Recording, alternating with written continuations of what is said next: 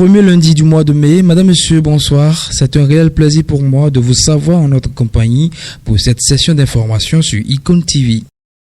À Ouenri, la fête du travail a pris des allures festives ce 1er mai. Autour de Rodrigue Michoadou, parrain de l'édition 2025, artisans, artistes et autorités locales se sont retrouvés pour célébrer le travail, valoriser les savoir-faire locaux et affirmer leur engagement pour le développement de la commune. Salmon Yonsono.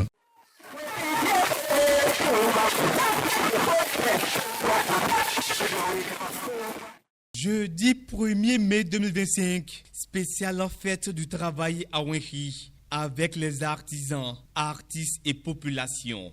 Au cœur de cette mobilisation, le jeune leader Rodrigo Michoadou. Les festivités ont été lancées depuis le site emblématique de Munzungudu.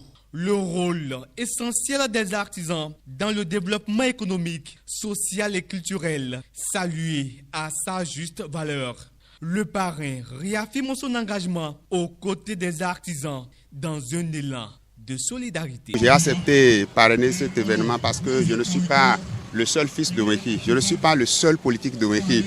Donc je ne sais pas pourquoi les artisans de la commune le choix sur moi pour parrainer donc cette fête.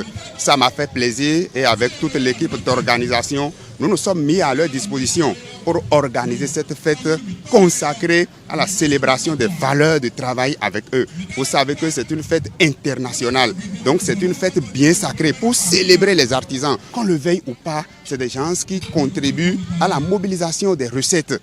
Ils constituent des valeurs ajoutées pour notre économie, que ce soit sur le plan local ou sur le plan national. La particularité est que nous leur avons offert un grand concert où nous avons invité 15 artistes locaux. C'est du jamais vu dans la commune de Ouenri. 15 artistes locaux, je vous dis. Donc c'est une manière aussi de célébrer les talents locaux. Donc nous avons prévu au programme de distinguer les travailleurs engagés de la commune. Nous allons honorer également les artistes locaux de notre commune. Également présent, la première autorité communale a souligné l'importance de cette initiative. Tout en leur promulguant des conseils avisés, les artisans sont invités à s'impliquer davantage dans le développement local. L'accent qu'on pourrait mettre par rapport à la présente manifestation, c'est de les inviter, c'est-à-dire les travailleurs, les artisans surtout, à faire bien ce qu'ils doivent faire. Ils doivent travailler avec conscience, avec dévouement, afin de développer notre commune. Parce que sans le travail, aucune commune ne peut se développer. La journée a été marquée par des moments de convivialité, d'échange et de partage. Des instants qui resteront longtemps gravés dans les mémoires. Comme vous le voyez, les impressions sont naturellement bonnes. Parce que les gens pensent que c'est le 1er janvier qui est la fête la plus grandiose au Bénin. Moi, je pense que cette fête est la fête que nous devrons normalement célébrer comme cela se doit. Aujourd'hui, beaucoup pensent qu'il faut faire partie de la fonction publique avant de pouvoir joindre les deux bouts. Mais le gouvernement actuel, sa politique, ses réformes veulent quand même promouvoir le secteur de l'artisanat. Une commune sans artisans, cette commune-là ne se développe pas. C'est à cause des artisans que la commune se développe. Les artisans doivent pouvoir s'unir, ils doivent pouvoir s'unir et se réconcilier, même s'il y a des dégâts parmi eux, ils doivent pouvoir s'entendre et se réconcilier davantage pour qu'on puisse rester ensemble et soutenir notre commune. Sans artisans dans une commune, il n'y a pas de développement. C'est les artisans qui font d'une commune son développement. La fête s'est achevée par une cérémonie de distinction en l'honneur de plusieurs artisans et une quinzaine d'artistes de Ouenri, récompensés pour leur contribution remarquable au rayonnement de la commune. Rendez-vous est d'ores et déjà pris pour l'édition 2026. Et puis, grâce à Social Watch Bénin et Giaba, les acteurs de la société civile et médias ont été formés et sensibilisés sur le recouvrement des avoirs et le suivi de la gestion des avoirs confisqués et saisis. Cet atelier s'est tenu du 29 au 30 avril 2025. Tatiana Meou, William Fernando. Ce 30 avril 2025, Social Watch Bénin célèbre 2 décennies d'engagement en faveur du contrôle citoyen. Un moment de bilan, de reconnaissance, mais aussi de projection vers l'avenir face à des défis qui demeurent immenses malgré les acquis. Grâce à vous, Social Watch Bénin est aujourd'hui une organisation nationale de référence qui a su s'imposer par la qualité de ses analyses, la pertinence de ses actions, la rigueur de ses méthodes et la constance de son plaidoyer pour plus de justice sociale et de redevabilité. Notre rôle est plus que jamais d'actualité. Renforcer la citoyenneté active, consolider la culture de la redevabilité, défendre les droits fondamentaux et accompagner les communautés à la base dans l'appropriation des politiques publiques. À cette célébration hautement symbolique, Social Watch Bénin a réuni anciens et nouveaux membres pour saluer une vision née en 2005.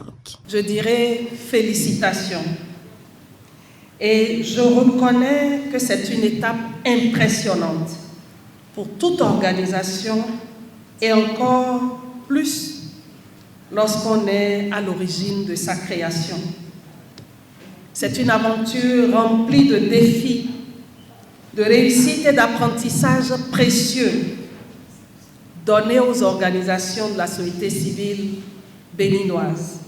Cette célébration est une occasion pour nous, anciens leaders, de jeter un regard rétrospectif sur le chemin parcouru, mais aussi de nous projeter avec confiance dans l'avenir. Plusieurs partenaires ont également honoré de leur présence à cette cérémonie, témoignant ainsi de la solidité des collaborations nouées et des nombreux défis relevés au fil des années. Tout acteur national qui intervient dans l'amélioration des processus, dans la sensibilisation des populations, dans la mobilisation des ressources, doit avoir accès aussi aux ressources publiques dès lors que son action contribue au développement national. Nous, techniciens, on se plaît à travailler avec eux. Dans la pratique, moi j'ai découvert une ampleur de Social Watch que je ne connaissais pas, qui m'a aidé à bien d'égards, surtout dans les arcanes de l'administration publique. Je suis donc très content, très ravi de voir Social Watch fêter ces 20 ans, parce que je me rends compte que la flamme a été gardée. Le combat pour la bonne gouvernance au Bénin a été maintenu. Les présidents se sont succédés, mais la barre est toujours maintenue. Aujourd'hui, je peux vous dire vraiment félicitations à tout le monde. Et j'encourage les jeunes à continuer la lutte. Au nom de la coopération suisse et des autres partenaires, un appel a été lancé à Social Watch Bénin pour qu'elle poursuive ses actions pertinentes en faveur d'une société civile plus transparente. Je voudrais donc vous exhorter à retenir les leçons apprises des années précédentes pour construire une société civile béninoise, transparente, responsable, engagée sur le développement humain et la bonne gouvernance. Enfin, au nom des partenaires techniques et financiers, je renouvelle nos chaleureuses et sincères félicitations pour tous les résultats obtenus et je vous souhaite un très bon vent favorable. En cette année symbolique de vos 20 ans, le ministère réaffirme sa disponibilité à continuer à travailler main dans la main avec l'organisation pour une gouvernance territoriale plus transparente, participative et efficace. Cette célébration fut aussi l'occasion pour Social Watch Bénin d'exprimer sa profonde gratitude à ses partenaires et de les inviter à renouveler leur confiance. Chers partenaires, nous vous remercions sincèrement pour la confiance renouvelée au fil des ans. Nous vous invitons à continuer de marcher à nos côtés car sans vous, cette belle aventure ne saurait pas ce qu'elle est aujourd'hui. Et chers membres, gardons cette flamme vivante. Restez engagés, exigeants et solidaires, car l'avenir de Social Watch Bénin dépend de chacun et de chacune d'entre nous. Créé le 18 mars 2005, le réseau Social Watch Bénin porte une vision claire. Bâtir un espace citoyen capable de surveiller les politiques publiques et de porter la voix des sans-voix. Social Watch Bénin, debout et ça continue. Social Watch Bénin, debout et ça continue. Et il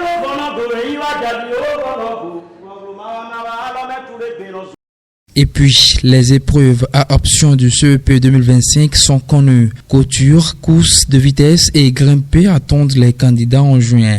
Le ministre Saliman Karimou appelle enseignants et parents à redoubler d'efforts pour une bonne préparation. La session normale se déroule du 2 au 5 juin prochain.